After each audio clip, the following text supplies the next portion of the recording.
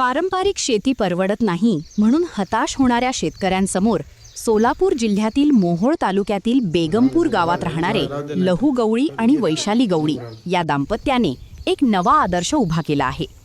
केवळ 1 एकर शेतात फुलशेती आणि मधमाशी पालनाचा यशस्वी प्रयोग करत या दाम्पत्याने वर्षाकाठी तब्बल 2.5 ते 3 लाख रुपयांचे उत्पन्न मिळवण्याची किमया साधली आहे।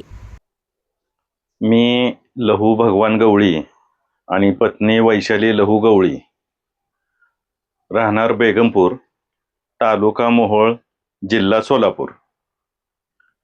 आमचं हे मधमाशी पालन जवळजवळ 3 ते 4 वर्ष आम्ही चालू केलेलं आहे। आणि मधमाशी पालनची सुरुवात आम्ही कोल्हापूरला जाताना एका ठिकाणी मधमाशी पालन बघितलं होतं। बघितल्यानंतर थोडंसं वेगळं वाटलं। वेगळं वाटल्यानंतर तिथला तो राकेश म्हणून जे मुलगा आहे त्याच्याकडे त्याची चौकशी केली। त्याची बेनिफिट काय, काय फायदा होतो, त्याच्यापासून उत्पन्न काय, ह्या सगळ्या गोष्टी त्याच्याकडून मी समजून घेतल्या। मग समजून घेतल्यानंतर त्याला बाबा आपण आता आपल्याला व्यवसाय करायचा आहे म्हटल्यानंतर आपल्याला प्रशिक्षण पाहिजे। मग आता प्रशिक्षण कुणाकडे घ्यायचं? मग प्रशिक्षण मी हेमंत डोंबरे ओतूरचे त्यांच्याकडून मी प्रशिक्षण घेतलं। आणि माझी पत्नी वैशाली लहू गवळी यांनी आपले सोलापूरचे खादी ग्रामोद्योगचे प्रभाकर पलवेंच्या यांच्याकडून प्रशिक्षण घेतले।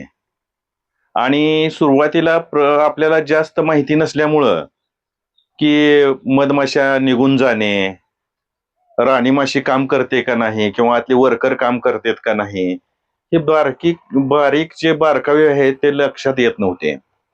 समजा आता आम्ही त्या वाट्या ठेवलेल्या त्या खाली, त्या वाट्या मुंग्यावर जाऊ नये आणि मध खाऊ नये त्याच्यासाठी ठेवलेले आहेत। मग त्या लक्षात आल्या नाही त्या। मग सुरुवातीला आम्हाला थोडंसं नुकसान पण झालं त्याच्यातून। मग जसं नुकसान होईल तसं आम्हाला आयडिया पण येत गेल्या आणि त्याच्यातल्या अडचणी समजून आल्या। मग जसं अडचणी आल्या तसं आम्ही त्याच्यावरती मार्ग काढत गेलो। मार्ग काढत गेल्यानंतर हे मधमाशी पालन एक पेटी वर्षाला 40 किलो मध देते। 3 महिन्याला एक वेळेस मध काढावा लागतो। एका वेळेस 10 किलो मध निघतो। आणि तसं जर रॉ मटेरियल आपण रॉ म्हणून जर विकलं मध तर मधाला कमी किंमत राहते। मग त्याचं आम्ही ब्रँडिंग केलं। ब्रँडिंग करून आमच्या पत्नीनं सुरुवात त्याची केली। तर आता तो मध आहे 400 रुपये किलो जातोय। मग ते नॉर्थ कोटला पण आपला स्टॉल होता। परत ते मिल, जुनी मिल आहे त्या जुनी मिलच्या बाजूला होता। त्याने भरपूर मध विकला। मग त्याच्यातून प्रॉफिट जास्त मिळालं आपल्याला। आणि मधमाशी पालनाविषयी सांगायचं म्हणजे काय की आता प्रत्येक शेतकरी शेती करतोय पण शेतीमध्ये धोका आहे, कीड आहे, रोग आहे, रेट आहे। परंतु मधमाशी पालनमध्ये कसलाही धोका नाही, हमखास रेट आहे। रेट वाढतात पण कमी होत नाहीत।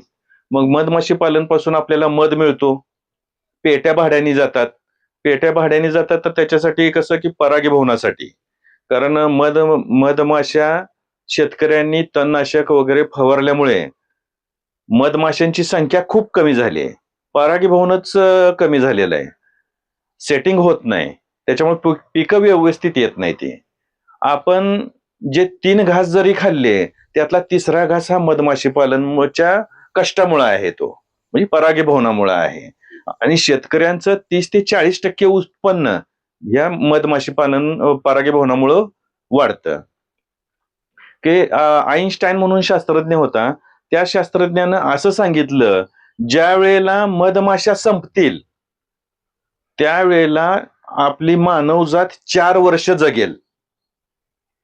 कारण का मधमाशाच पूर्ण संपल्या तर परागीभवनच होणार नाही। आणि परागीभवन जर नाही झालं तर आपल्याला उत्पन्न मिळणार नाही, तर असं सांगितलं। त्यामुळे शेतकऱ्यांनी मधमाशी पालन करणं गरजेचं आहे। आणि आताचा जो वर्ग आहे मधमाशी पालन कोणी करत नाही आपल्या सोलापूर जिल्ह्यामध्ये, तर माझं एकट्याच आहे असं वाटतंय, कारण मला कोणाकडे बघायला मिळालेलं नाही।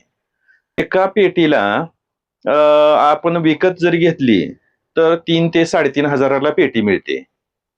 आणि जर का कोण नवीन शेतकरी किंवा नवीन तरुण वर्ग जर काम करत असेल ह्याच्यावरती, मधमाशी पालन करत असेल, तर आपण त्याच्यासाठी कमी रेटमध्ये सुद्धा आपण देऊ.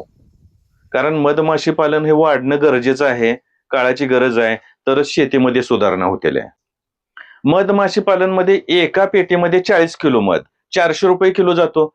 4 चोक 16 म्हणजे 16,000 रुपये आपल्याला एका पेटीमागे पैसे मिळतात.